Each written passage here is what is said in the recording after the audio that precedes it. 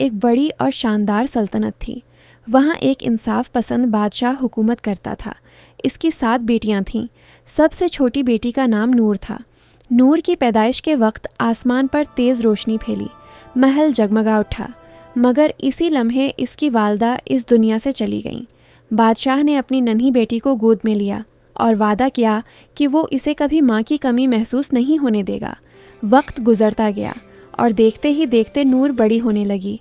वो सब बहनों से ज़्यादा खूबसूरत थी, नर्म दिल, बहादुर और समझदार। जब वो मुस्कुराती तो लगता जैसे रोशनी फैल गई हो। राया उसे बहुत चाहती थी। बादशाह उसे अपनी आंखों का तारा कहता था, मगर उसकी बहनों के दिल में हसद बढ़ने लगा। एक रात महल के एक बंद कमरे में 7 बहनें इकट्ठी बैठी थीं। जहरा ने गुस्से से कहा, अबा हुजूर हर वक्त नूर को अपने पास रखते हैं, हमें कोई अहमियत नहीं देते। दूसरी बहन बोली, अगर कुल को सल्तनत भी नूर को मिल गई तो हमारा क्या होगा? तीसरी ने कहा, हमें जल्द कुछ करना होगा, नूर को रास्ते से हटाना होगा। कमरे में खामोशी छा गई। जहरा ने आहिस्ता आवाज में कहा, मैंने सुना है सियाह पहाड़ों के पार एक जादूगर रहता है जो बादशाह का पुराना दुश्मन है। शायद वो हमारी मदद करे। और इसी रात जहरा महल से चुपके से निकल गई।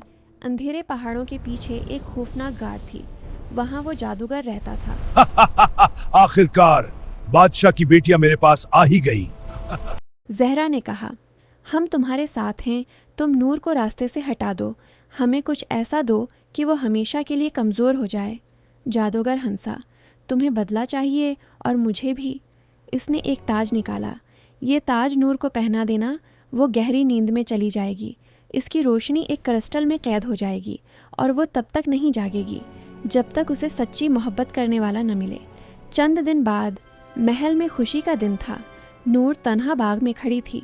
जहरा आहिस्ता से उसके पीछे आई और किसी को खबर न हुई। उसने ताज नूर के सर पर रख दिया। चंद लम्हों में नूर की आंखें बंद हो गईं। वो ज़मीन पर गिर गई। आसमान पर बादल छा गए। महल की रोशनी मध्यम हो गई। नूर की रोशनी एक स्याह क्रिस्टल में कैद हो चुकी थी। वक्त गुजरता गया। बादशाह गम में डूब गया। सल्तनत की खुशहाली ख़त्म होने लगी। खेत सूख गए, फूल मुरझा गए, दरख्तों के पत्ते झड़ने लगे। राया परेशान हो गई। हर तरफ उदासी और अंधेरा छा गया। एक दिन पड़ोसी सल्तनत का बहादुर शहजादा सालार शिकार के लिए निकला। वो अपने साथियों से बहुत आगे निकल गया। जंगल घना होता गया और वो रास्ता भटक गया। चलते चलते उसे दूर एक महल नजर आया। वो रका और बोला, ना अजीब महल है, मुझे अंदर जाना चाहिए, शायद किसी को मेरी जरूरत हो। वो महल के अंदर दाखिल हुआ। हर तरफ सन्नाटा था। चलते चलते उसकी नज़र नूर पर पड़ी। वो बेहोश थी, मगर चेहरा हुसैन और पुरस्कून था। सालार का दिल रख सा गया। वो पहली नज़र में ही नूर को पसंद कर बैठा।